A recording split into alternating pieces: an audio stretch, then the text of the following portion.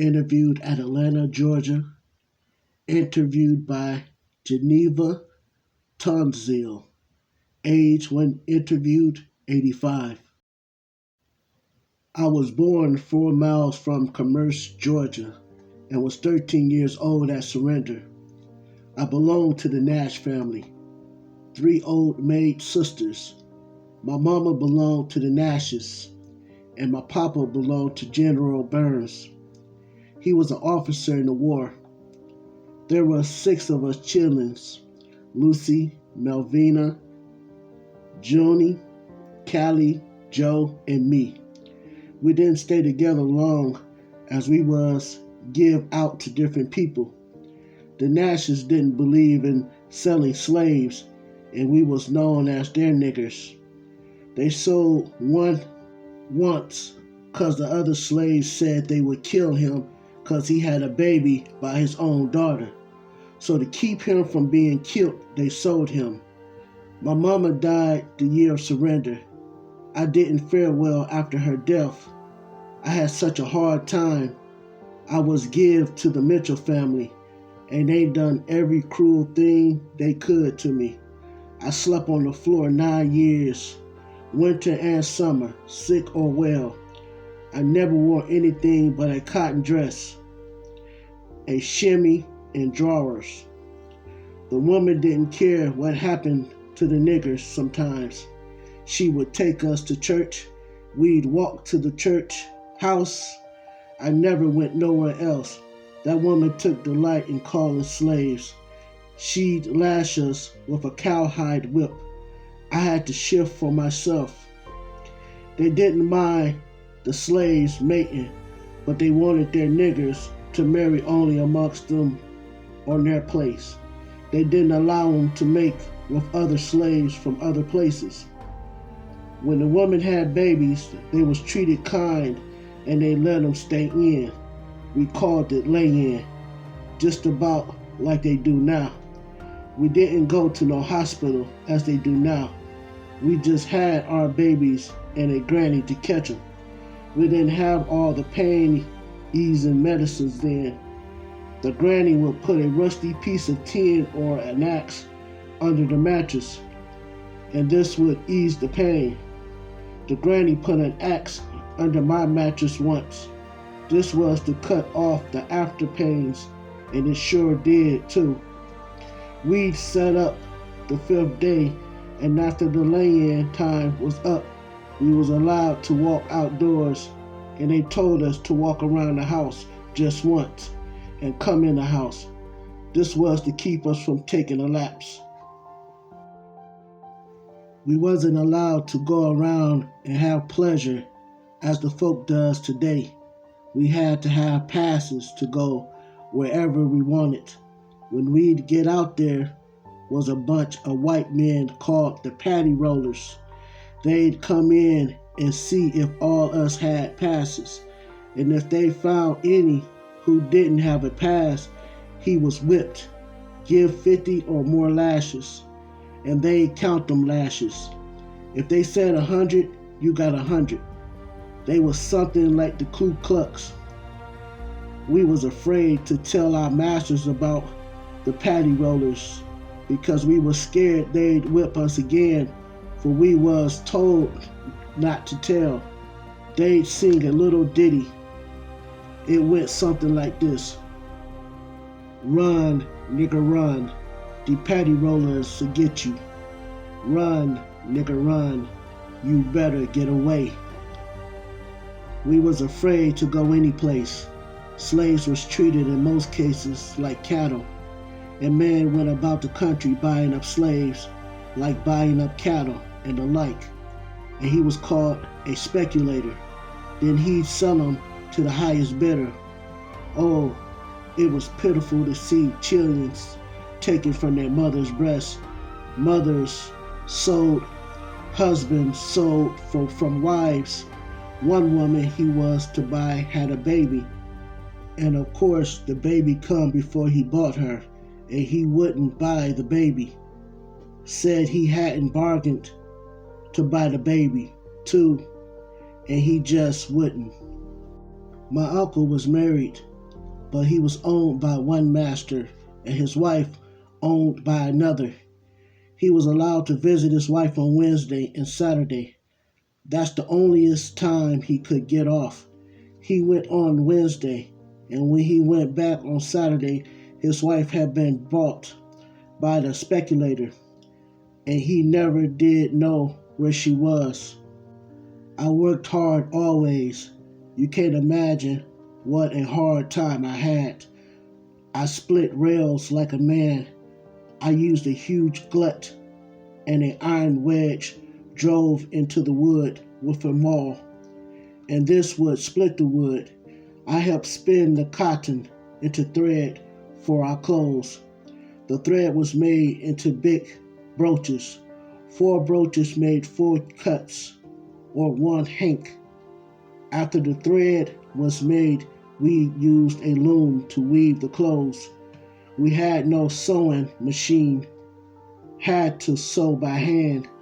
My mistress had a big silver bird, and she would always catch the cloth in the bird's bill, and this would hold it for her to sew. I didn't get to handle money when I was young. I worked from sun up to sundown. We never had overseers like some of the slaves. We was give so much work to do in a day, and if the white folks went off on a vacation, they would give us so much work to do while they was gone, and we better have all of that done too when they'd come home.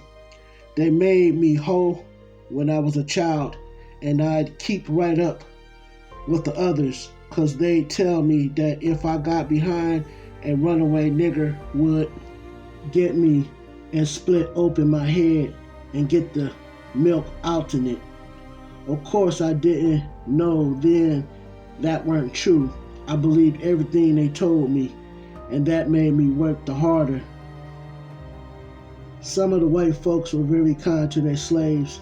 Some did not believe in slavery, and some freed them before the war and even give them land and homes. Some give the niggers meal, Lord, and like that, there was a white man, Mr. Jim, that was very mean to the slaves. He'd go around and beat them. He'd even go to the little homes, tear down the chimneys, and do all sorts of cruel things. The chimneys was made of mud and straw and sticks. They was powerful, strong too. Mr. Jim was just a mean man, and when he died, we all said God got tired of Mr. Jim being so mean and killed him. When they laid him out on the cooling board, everybody was sitting round moaning over his death, and all of a sudden, Mr. Jim rolled off in the cooling board, such a running and getting out in that room you never saw. We said Mr. Jim was trying to run the niggers, and we was afraid to go about at night. I believe it then. Now that they's embalming him, I know that must have been gas, and he was purging, for they didn't know nothing about embalming then. They didn't keep dead folks out of the ground long in them days. Doctors wasn't so plentiful then. They go round in buggies and on horses. Them that rode on a horse had saddle pockets just filled with little bottles and lots of them. He'd try one medicine, and if it didn't do no good, he tried another until it did do good. And when the doctor went to see a sick person, he'd stay right there until he was better. He didn't just come in and write a prescription for somebody to take to a drugstore. We used herbs a lot in them days. When a body had the dropsies, we set him in a teepee bath made of mullein leaves. There was a Jimson weed used for rheumatism, and for asthma, we used tea made of chestnut leaves. We'd get the chestnut leaves, dry them in the sun just like tea leaves, and we wouldn't let them leaves get wet for nothing. in the world. While they was drying, we take poke colored roots, boil them, and then take sugar and make a syrup. This was the best thing for asthma. It was known to cure it too. For colds and such, we use horebound made candy, alting it with brown sugar. We used a lots of rock candy and whiskey for colds too. They had a remedy that they would use for consumption. Take dry cow manure, make a tea of this, and flavor it with mint and give it to the sick person.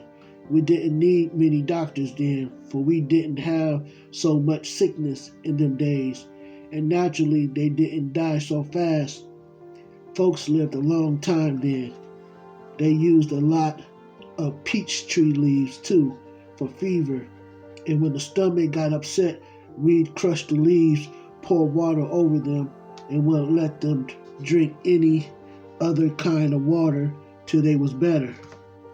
I still believe in them old homemade medicines too, and I don't believe in so many doctors. We didn't have stoves plentiful then, just ovens. We sat in the fireplace. I toted a mini armful of bark, good old hickory bark, to cook with. We cooked light bread, both flour and corn. The yeast for this bread was made from hops. Coals of fire was put on top of the oven and under the bottom too. Everything was cooked on coals from a wood fire, coffee and all. The victuals was good in them days. We got our vegetables out of the garden in season and didn't have all the hothouse vegetables. There was racks fitted in the fireplace to put pots on. Once there was a big pot sitting on the fire, just boiling away, with a big roast in it. As the water boiled, the meat turned over and over, coming up to the top and going down again. Old Sandy, the dog, coming to the kitchen, he sat there a while and watched that meat roll over and over in the pot, and all of a sudden, like, he grabbed at that meat and pull it out of the pot. Of course, he couldn't eat it because it was hot, and they got the meat before he ate it. The kitchen was away from the big house, so the victuals was cooked and carried up to the house. I carried it up myself.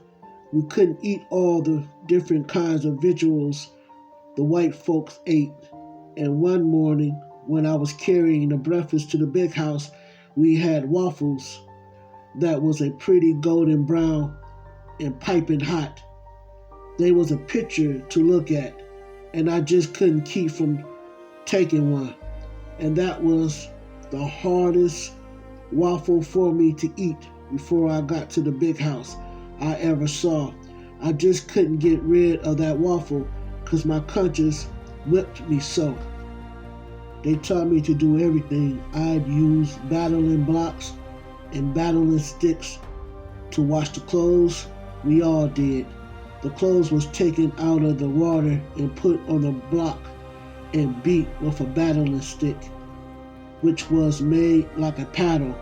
On wash days, you could hear them battling sticks pounding every which way. We made our own soap, used old meat and grease, and poured water over wood ashes, which was kept in a rack-like thing, and the water would drip through the ashes. This made strong eye. We used a lot of such lye, too, to boil with. Sometimes the slaves would run away. Their masters was mean to them. That caused them to run away. Sometimes they would live in caves. They got along all right, what with other people slipping things into them.